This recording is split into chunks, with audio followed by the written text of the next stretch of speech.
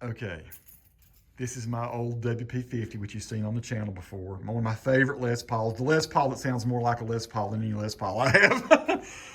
And there's the damage that I did back in, good gosh, probably about 1999, 98, where I stepped on it's the... been that long? Yeah, it's been a long time.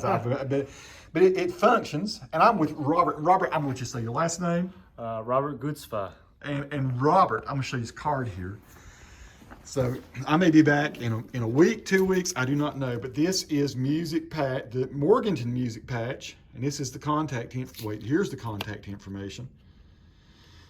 And so Robert has opened up a music store, and my friend, the guitar rabbi, told me about it. He had a video where he had bought a little inexpensive, affordable Stratocaster here.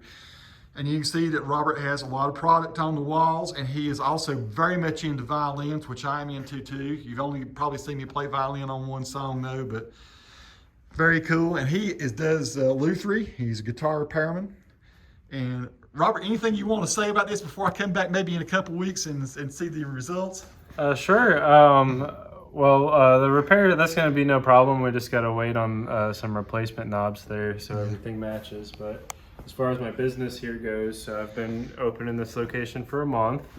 Constantly bringing in new merchandise. I want to appeal to the to just gigging musicians in this area, as well as classical musicians. So I'm hoping to have an extensive stock of all stringed instruments for folk musicians and classical musicians. Well, now, so do you mind me asking where you're originally from? I've lived in Western North Carolina for the past 10 years, and in North Carolina in general for almost all of my life. Yeah. You like Morganton? Yeah, Morganton's great. I'm pretty confident starting my business here, and I've enjoyed becoming part of the community here. Yeah. Now, let me ask you: is there a band that you specifically play up with that I could? Is there any content out there we can see? Anything that you're out there performing or anything? You can get some clips of me playing guitar and violin on my Facebook page and Instagram. But I also play upright bass with the local band, the Butterbeans. The Butterbeans, awesome. And awesome. Yeah, check us out, dude. I'm not going to put you through any more trials here. I just thought I'd go ahead and introduce this guy to you because I am very excited that we had a music store in Morganton for a long time. It never did exactly what you do. So the skill set that you bring is kind of cool, and your objectives sound really kind of cool. You're not just a retail store.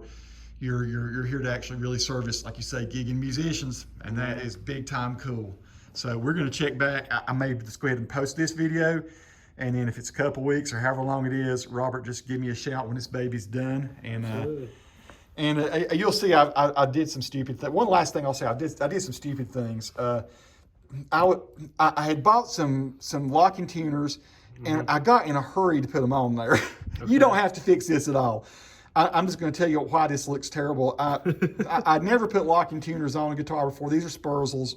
And I probably put these on in about 1997 or so. And you can see I did a terrible job. I actually just, if you look at them on the back, they're not lined up good.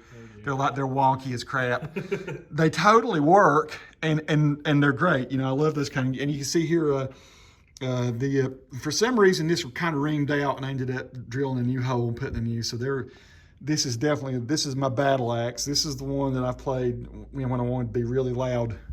All those years ago. Bought it in 1989, and so that I played a lot of classic rock and blues bands with this one. I had this one, an American Telly, and a Mexican Strat. That's what I played back in the day. So very cool.